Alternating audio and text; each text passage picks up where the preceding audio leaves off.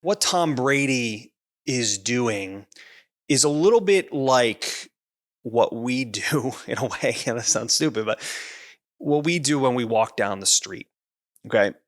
When you're walking down the street, your brain is keeping a mental map of everything that's going on. And now you might not obviously know this is happening, probably on your phone, or you're talking to somebody, or you're looking around.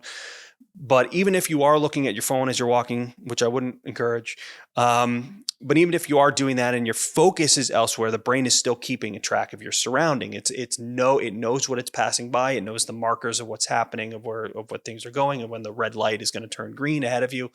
And it knows this because it knows that you passed by a parking meter, because let's say, oh, I forgot my keys in my car. If I turn around, I'm not going to just whack into that parking meter most of the time. I mean, because the brain has kept a map and it is modeling what's going on around. So it knows you pass by that parking meter. If I turn quickly, that's where it's going to be. Quarterbacks also have a mental map, a model of what's happening on the field and where their receivers are going to be.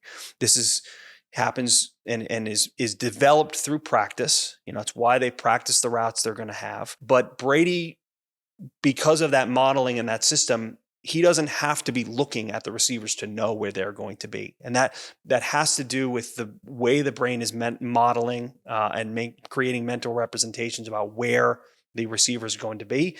He still has to make adjustments on the fly, because the thing that's unpredictable about this modeling is the defenders, right? You can try and predict where they're going to be, but that isn't always the case. They can always throw you off. So that's why maybe at the last moment he has to look and make sure his receiver is where he wants it, he thinks it's going to be, and the defender is not in the way of where that pass is going to go.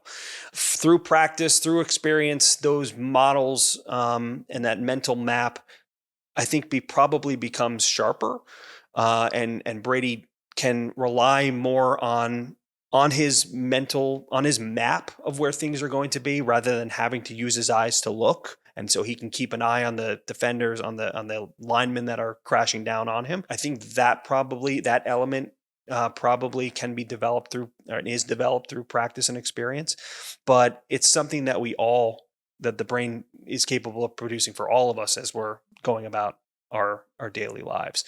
So, I mean, the thing that I like to say more broadly is LeBron, Tom Brady, they weren't born to play football or basketball, even though they might say they were. People say, their brains are not there just for basketball or football. I mean, the brains are there to do a lot of other things. They just happen to have really highly attuned brains for when they are in a football game or in a basketball game. Their brains can click on and perform the task that they've been practicing to perform in extraordinary ways. But it's the same kind of brain that you or I have as we're walking down the street. I mean, it's an amazing organ. It's an amazing instrument that enables us to do a lot of these basic movements that we take for granted, walking, reaching. And so, it's those very basic principles are the same things that Brady and LeBron James are relying on to get done what they need to get done. Well, some of my favorite research relating directly to this is, are you familiar with the chess masters and their memory?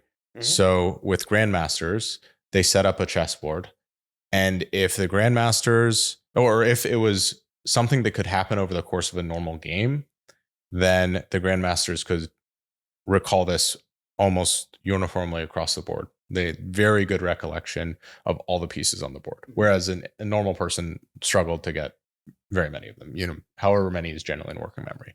But if they randomly set up the board, then the grandmasters were no better than normal humans. What they discovered is the grandmasters had this pattern recognition, their ability to chunk dramatically better, to be able to see bigger pictures and recognize the patterns that were on the board. And to me, it's very similar, like just what you're describing is Tom Brady, when he's walking down the street with his mental map, is he knows, oh, there's a gas station on the corner. Next to that gas station, there's a McDonald's, and there are these other things. It's just, oh, there's a bigger chunk of the world that he probably sees. I think something interesting, and it's something I've observed by extending this metaphor maybe a little too far, is that when I'm trying to learn, let's say a map, I move to a new location. If I just follow my Google Maps every day, I don't get a feeling of the location very well. If I consciously try to go through and draw a picture of the neighborhood or look at this overview, I actually start to remember where things are dramatically better. I would imagine that LeBron and Tom Brady were maybe taking a more dedicated approach to creating this mental map, maybe studying plays differently or thinking about things conceptually. We talk about flipping the court or not flipping the court. Maybe they were practicing that. Yeah. Whereas other people are just doing effectively what they're told, Mhm. and they aren't ingraining this same level of knowledge.